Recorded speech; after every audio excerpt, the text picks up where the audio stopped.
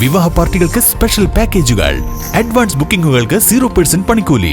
Athulya gold and diamonds, Valanchery road, Koppam.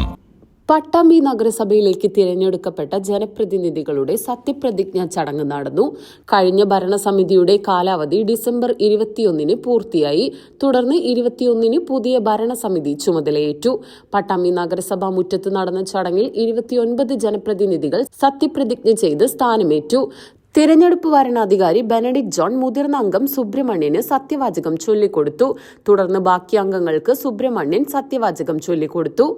Pattambi municipal കൗൺസിലിലെ കൗൺസിലറായി തിരഞ്ഞെടുക്കപ്പെട്ട മുനവ്വറ എന്ന ഞാൻ നിയമാനുസരണം നടപ്പിലാക്കിയ ഇന്ത്യൻ ഭരണഘടനയോട് യഥാർത്ഥമായ വിശ്വാസവും കൂറ് പുലർത്തുമെന്നും ഭയാശങ്കയോ മമതയോ വാത്സല്യമോ വിദ്വേഷമോ കൂടാതെ ഞാൻ എന്റെ ഔദ്യോഗിക കർത്തവ്യങ്ങൾ യഥാവിധിയായും വിശ്വസ്തയോടും എന്റെ പരമാവധി കഴിവും അറിവും വിവേചന ശക്തിയും ഉപയോഗിച്ചുകൊണ്ടും നിർവഹിക്കുമെന്നും അല്ലാഹുവിന്റെ നാമത്തിൽ സത്യപ്രതിജ്ഞ ചെയ്യുന്നു.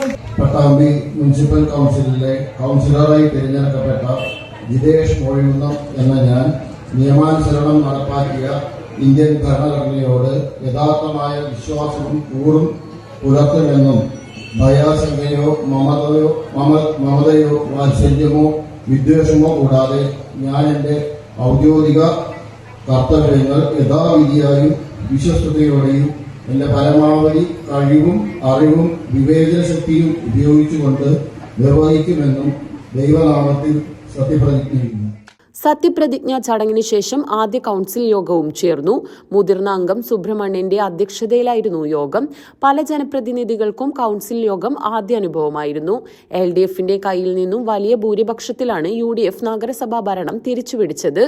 UDF 19, LDF 9, BJP 1 എന്നിങ്ങനെയാണ് നഗരസഭയിലെ കക്ഷിനില. കോൺഗ്രസിലെ TP ഷാജി നഗരസഭയിൽ ചെയർമാനാകും എന്നാണ് വിവരം. മുസ്ലിം ലീഗിലെ അസ്ന ഹനീഫ വൈസ് ചെയർപേഴ്സണാകും. ചടങ്ങിൽ എല്ലാ ജനപ്രതിനിധികൾക്കും വനമിത്ര അവാർഡ് ജേതാവ് മുരളീധരൻ വേളേരി മഠം പൂച്ചെണ്ടുകൾ സമ്മാനിച്ചു.